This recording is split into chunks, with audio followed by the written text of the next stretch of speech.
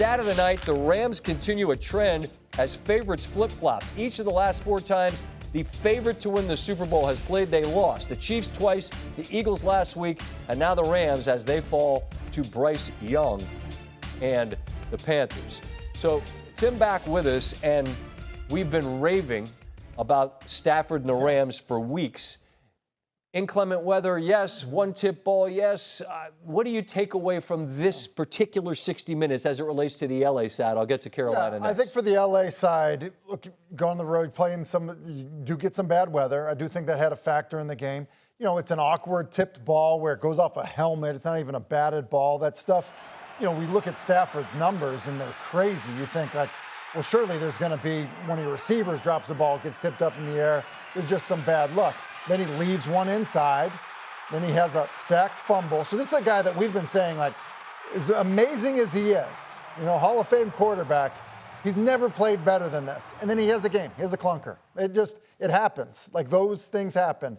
And in a close game, a game where, you know, they score nearly 30 points on the road, they don't get it done. So, like, to me, this feels like an outlier on the LA side. And for Carolina, they're baffling, man. Like, I literally asked Ryan Clark on Monday Night Countdown last week in advance of their game against San Francisco, are they good? Because they win close games, and they've beaten both Green Bay and L.A., but they've also been horrible. When they're bad, they're horrible. So what do you make of them? Yeah, I think that they're competitive on defense. Okay. I think they're pretty good at running the football, and I think their quarterback is uneven.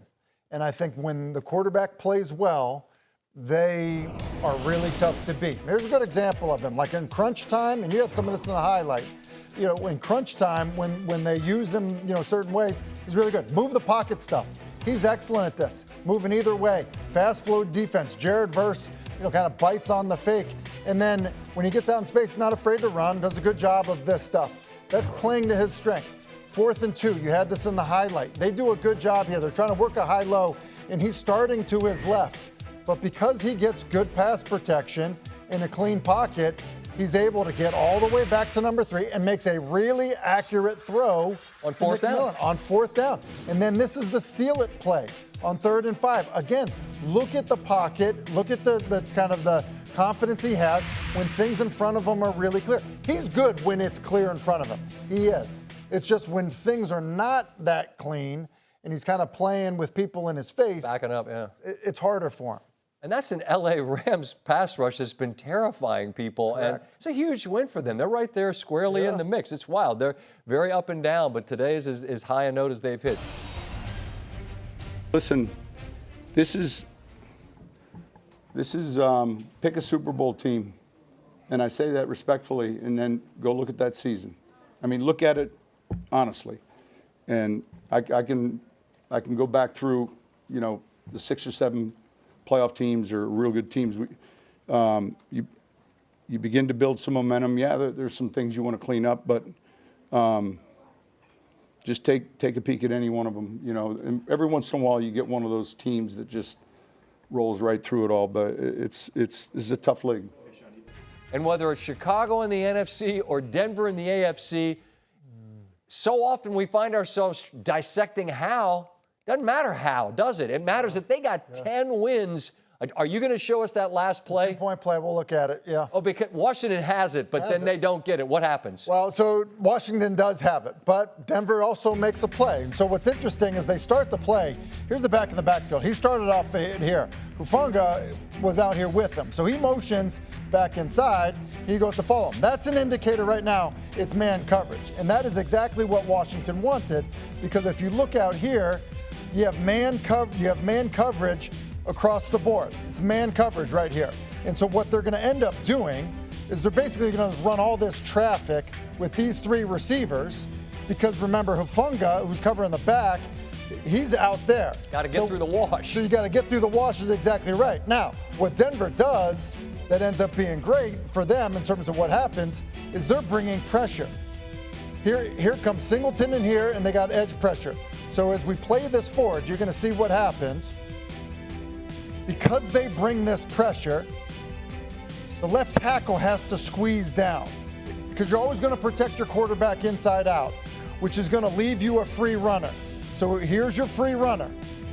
So like that's the genius of this right here. Hands in the face, because Hufanga is not going to run through that traffic. It's going to be a walk-in 2-point play. And that right there is the difference in how you get to 10 wins. So listen, you're in man coverage. You're not afraid to play it down there. And you're also not afraid to bring pressure down there. You just got to trust that your guys get home. They did a pretty good job of that most of the night.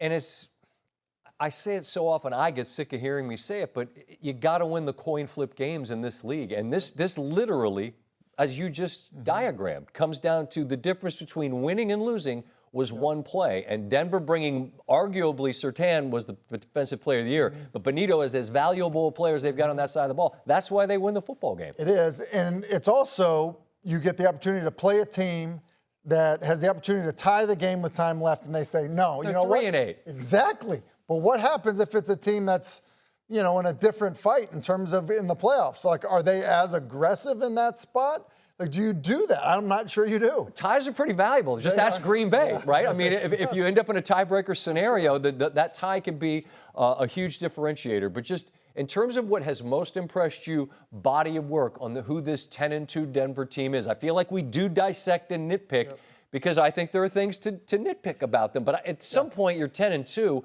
Enough nitpicking. So we talk about me to myself here. No, but winning close games. You and I talked about that. Right. As we're watching the game. Details matter. Like everyone's coaches say, it's a game of inches. It's because details matter. Good coach teams are good on the details. Well put. And those are, the details can win you a game, and they did here. What goes through your mind when the crowd chanting to fire you in your home stadium? Man, I share their frustration tonight, man. We didn't do enough. And that's just the reality of it. Something that's not being done right from a coaching aspect or preparation aspect that's kind of framing you guys in the wrong way?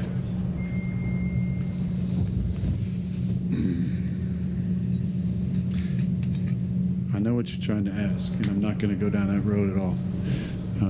I believe in the coaching staff. I believe in Mike Tomlin. That's why I came here. And players need to take accountability, myself included, and I will continue to. I got to play better. I totally understand the frustration. I've been booed on offense, even in Green Bay over the years, so that was a boo-worthy performance, and I understand the frustration. My affinity for Mike Tomlin is pretty well documented, so much so that I openly admit I have a blind spot for the man.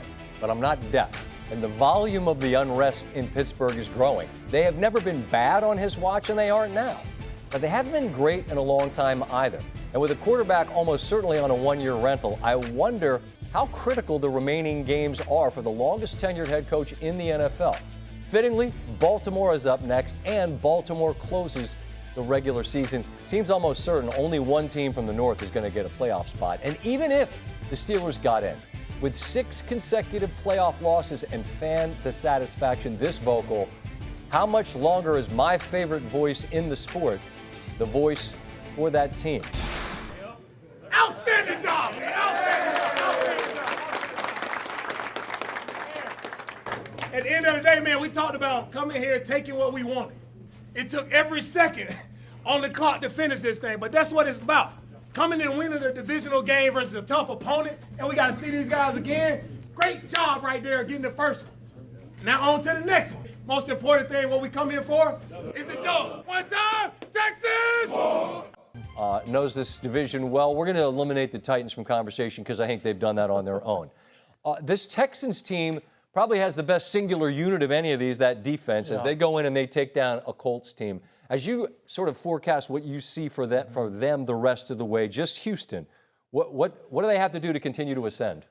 Well, you called it. Their defense is legitimate, and they're going to be a problem for anybody that they face. And what they are doing, you mentioned in the highlight, Nick Chubb's running well for them.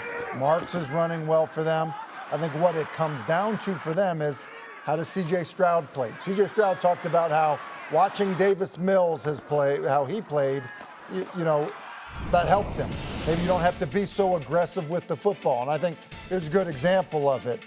This is a 3rd and 9, okay? You're going to get late rotation from the secondary. He's going to read this inside out, plays on time. And on 3rd and 9, Scott, you don't have to throw it 10 yards on 3rd and 9. You can throw a slant that runs for the first down. And I think that's part of how C.J. Stroud needs to understand how to play because of the defense that he's playing with. He's got man coverage here. The Colts are late lining up to this because of the motion. They end up getting it communicated, but same thing. Back foot hits the ground, ball is out, right to the face mask, allow for run after catch. Now it was 2nd 11, not 3rd down, but it's a similar concept in terms of not feeling like the down and distance dictates how you throw the football. Then you need to be able to do this type of stuff. If you're going to play great defense, you're going to run the football, you got to have move the pocket plays and have him play at a high level doing that. I think if they do that, they can be as good as any team in that division. But he didn't play like that at the beginning part of the season. I think it would be important for him to play that way the second or whatever, 5 weeks left in the regular season. So this is a longer conversation than we had upstairs about the division than we probably have room for here. But in looking at everyone's schedule, I say, who do you like best in the South? And we look at the Colts schedule, and it's the hardest of any of them. Sure. And yet you tell me you like the Colts more, and they've got 2 head-to-head with Jacksonville. Why is that? Because I think they can sweep Jacksonville. I think that would be it. And then I also think when you look at how they played today, some bad luck with kicks today, in a closely contested game against Houston. And Daniel Jones was clearly limited, almost in a fight with one hand behind his back because he's got a broken leg. And so I think he's going to get better. If he was able to practice this week and play in the game, I think he's going to get better. His mobility will help them. I think the Colts are a really good football team all the way around. And yes, hard schedule to finish, but I think that they are made of the right stuff to get it done. And I'm not trying to talk you off that point. I just figure at Jacksonville, at Seattle, San Francisco, Jacksonville, at Houston, that is a rugged stretch. Listen, if they're going to be the best team, then they're going to have to prove it. And they've got a chance to do just that, as everyone in this division, which is bunched up, also has.